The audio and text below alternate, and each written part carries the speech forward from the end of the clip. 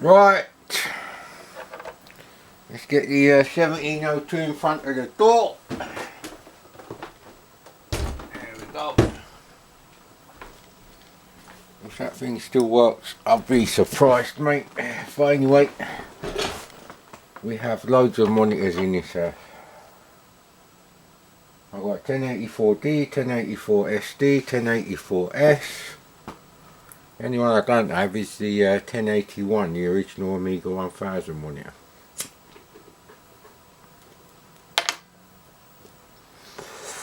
Not even sure you can get a PAL version of that, but you can get a version of Line of Fire that does work on the SD to AC.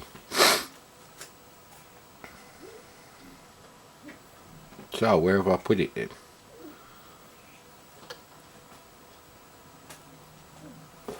Right, Stocker is an arcade game. I can't remember who makes it actually.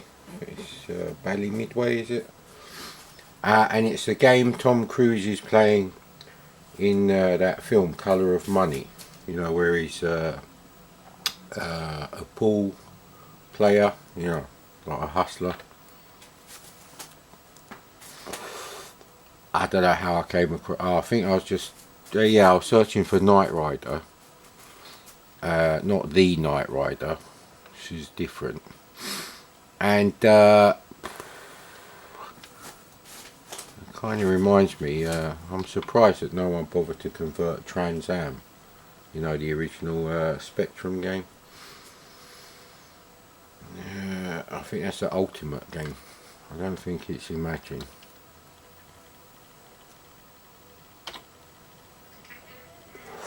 What's the matter, buddy? You've only been in here 5 minutes, just long enough to have your beef dinner. And I'm sure that beef should be in inverted quotations, but anyway.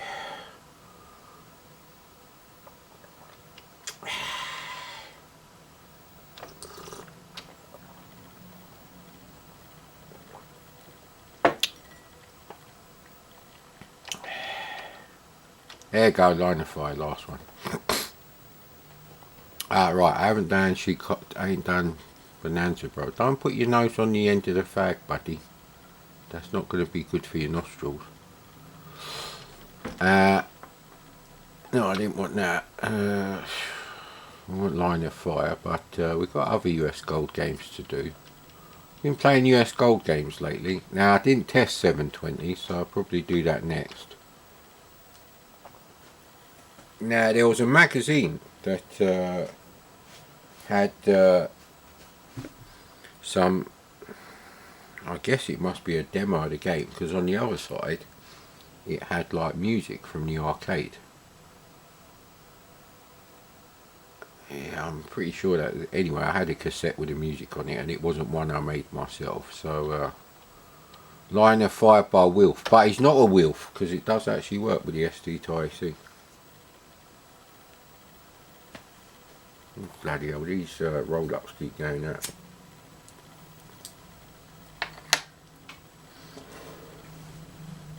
So Line of Fire is sort of like an Operation Wolf, Operation Thunderbolt kind of game. Well, actually, it's like Operation Thunderbolt. You know, the first level you get on that. Now, there are problems with Operation Thunderbolt. It's not technically the best it could be.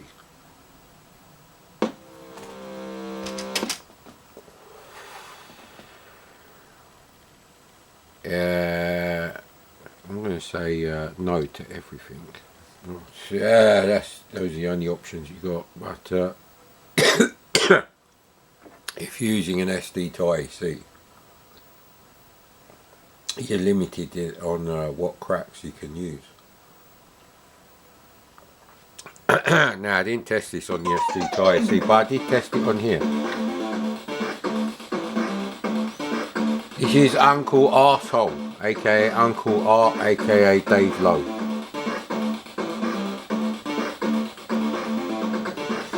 Rob Hubbard, come back, please. He was in America at this time.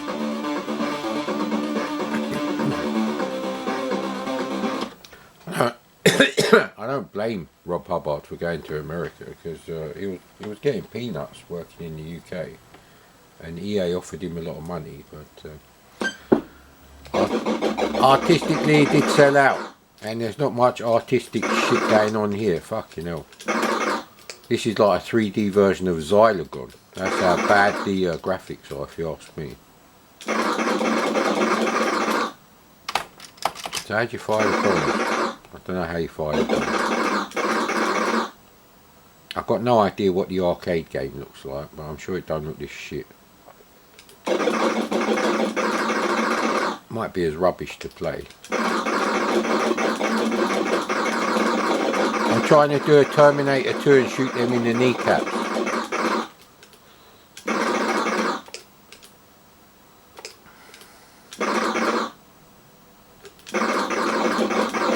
Ah, bloody hell. The controls are sort of character based, even though you're moving a sprite around. It's not worth wasting my roll up over. You've seen the graphics don't get much better.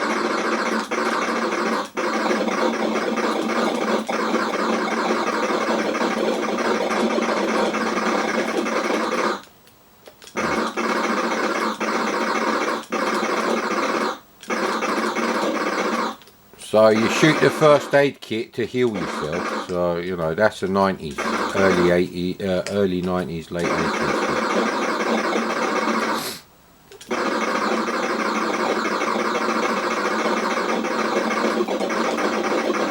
Collision detection is not generous at all.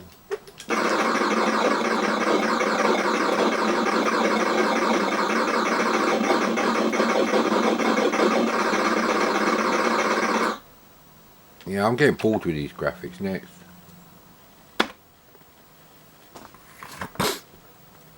So on top of everything else, it's a multi-load game with shit graphics.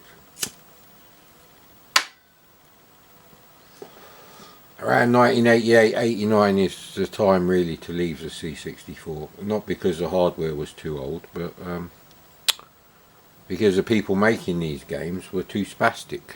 That's really the problem. There's nothing wrong with the C64 hardware. It just needs a lot of talent. Now they're going backwards.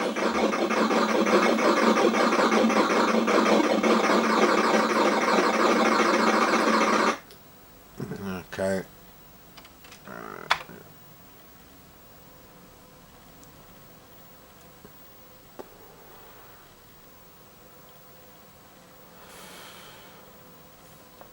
So what I'm going to do now is skip the first two levels so you can see level 3. You've seen enough of level 2. You get the idea.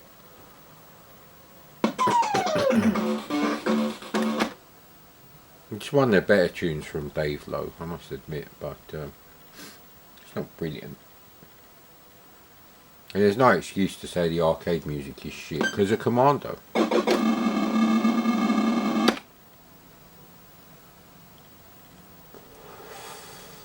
Fucking menu screens look like something written in BASIC. Poke 53281, 6. Poke 646, 1. Print. Press N to continue.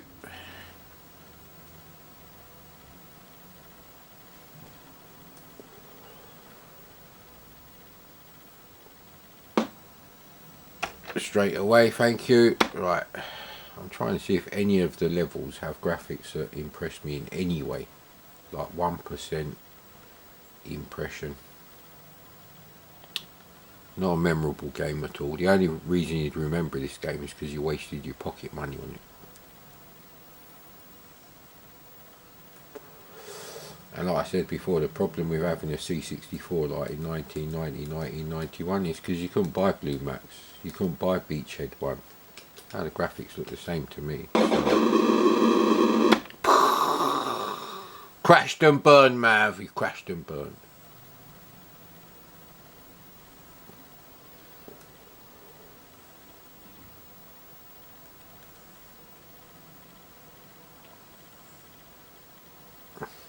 Nearly finished the roll up.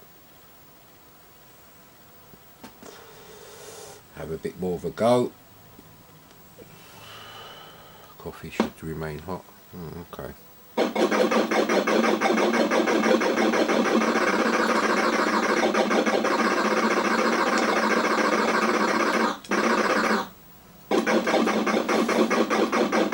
The graphics are just a mess. This is probably a game they could have done in 1983 if they wanted to.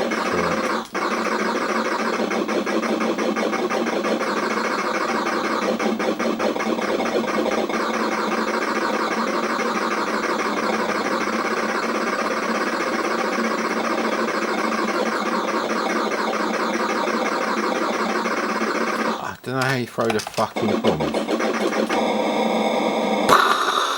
Even sounds like a 1982 Commodore game. Actually, I take that away because Star Ranger has very good sound effects, and that's a very early C64 cartridge game by Commodore. So yeah, really. And we're back at the beginning.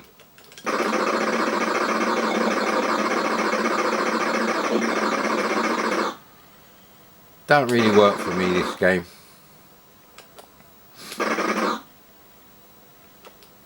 Maybe some retarded Patreon pricks on YouTube would think it's okay for a C64 game, but it's not. It's not at all, really.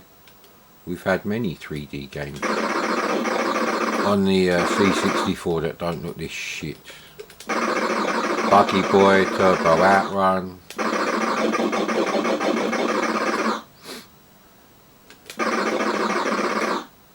Oh boy, did I have a weird dream yesterday. Weird dream. I didn't even have cheese on toast before I went to bed. That's a classic.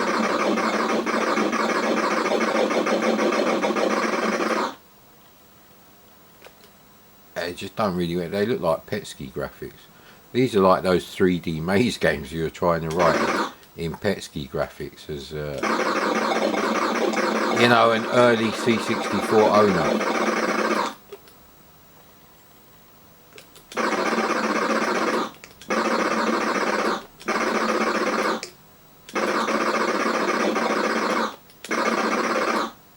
It's probably worse than that ocean game, Vindicator. I think that's what it's called.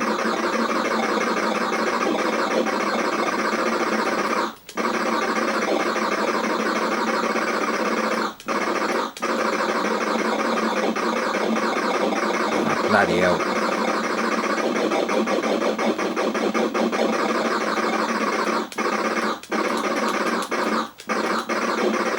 Yeah, I don't feel like Arnold Schwarzenegger in Commando when I'm playing this. So